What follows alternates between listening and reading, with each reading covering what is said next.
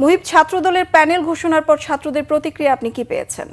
জানেন যে ছাত্রদল ইতিমধ্যেই প্যানেল ঘোষণা করেছে ডাকসু নির্বাচনের ঠিক কিছুক্ষণ আগে ঢাকা বিশ্ববিদ্যালয়ের অপরাজেয় বাংলার পাদদেশে তাদের এই প্যানেল ঘোষণা করেন জাতীয়তাবাদী ছাত্রদলের সভাপতি এবং সাধারণ সম্পাদক। এবং এই ঢাকা বিশ্ববিদ্যালয়ের যে গুরুত্বপূর্ণ যেই নির্বাচন ডাকসু নির্বাচন, যেটিকে দ্বিতীয় সংসদ হিসেবে এদেশের মানুষ জানে, এবং এই নির্বাচনকে ঘিরে যেমন ঢাকা বিশ্ববিদ্যালয়ের শিক্ষার্থী শিক্ষক সহ সবার যেমন আগ্রহের কেন্দ্রবিন্দু এই নির্বাচন, একই সঙ্গে কিন্তু সারা দেশের সর্বস্তরের মানুষও কিন্তু তাকিয়ে আছে কেমন হচ্ছে এবারের ডাকসু নির্বাচন। এবং এই নির্বাচনের কিন্তু সার্বিক কার্যক্রম ইতিমধ্যেই জমে উঠেছে। আমি এই মুহূর্তে রয়েছি ঢাকা বিশ্ববিদ্যালয়ের সিনেট ভবনে। এখানে আজকের যেহেতু মনোনয়নপত্র জমা দেওয়ার শেষ দিন, এবং শেষ দিনে কিন্তু শিক্ষার্থীরা যারা প্রার্থী হয়েছেন তারা কিন্তু মনোনয়নপত্র জমা দিতে আসছেন। ইতিমধ্যেই গতকালকে পর্যন্ত 668 জন প্রার্থী যারা ফর্ম কিনেছেন, এবং আজকেই যেহেতু শেষ দিন,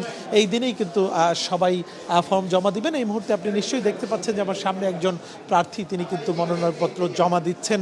ছাত্রদলের যারা প্যানেলে রয়েছেন তারা কিন্তু এখন পর্যন্ত মনোনয়নপত্র জমা দেননি। তাদের যেহেতু সন্ধ্যা পর্যন্ত, বিকেল 5টা পর্যন্ত সময় রয়েছে, সেই সময়ের মধ্যে তারা জমা দিবেন। এবং সার্বিক কার্যক্রম শুরুর আগেই তারা যেটি বলেছেন যে জুলাই আন্দোলনের বিশেষ করে 5 আগস্টে পুলিশের গুলিতে নিহত আনাসের কবর জিয়ারতের মধ্য দিয়েই তারা কিন্তু আনুষ্ঠানিক কার্যক্রম শুরু করবেন। এবং যেই ছেলেটি জুলাই আন্দোলনে বিশেষ করে ঝুঁকি নিয়ে শিক্ষার্থীদের উদ্দেশ্যে বলেছিলেন যে আপনারা কেউ কাউকে ছেড়ে যায়েন না, সেই আবিদ, তিনি কিন্তু জাতীয়তাবাদী ছাত্রদলের প্যানেলে সহসভাপতি অর্থাৎ ভিপি পদে এবার প্রতিদ্বন্দ্বিতা করছেন। তো সব মিলিয়ে অনেকটাই জমে উঠেছে ডাকসু নির্বাচন। শিক্ষার্থীরা কিন্তু অধীর আগ্রহে অপেক্ষা করছেন এবারের নির্বাচন কতটা অবাধ, সুষ্ঠু এবং নিরপেক্ষ হতে যাচ্ছে।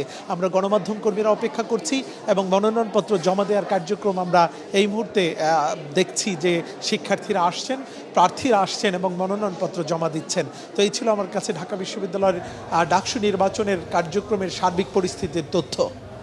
মুহিব, ধন্যবাদ আপনাকে। দর্শক, ঢাকা বিশ্ববিদ্যালয় থেকে যুক্ত হয়েছিলেন সহকর্মী মহিবুল্লাহ মুহিব।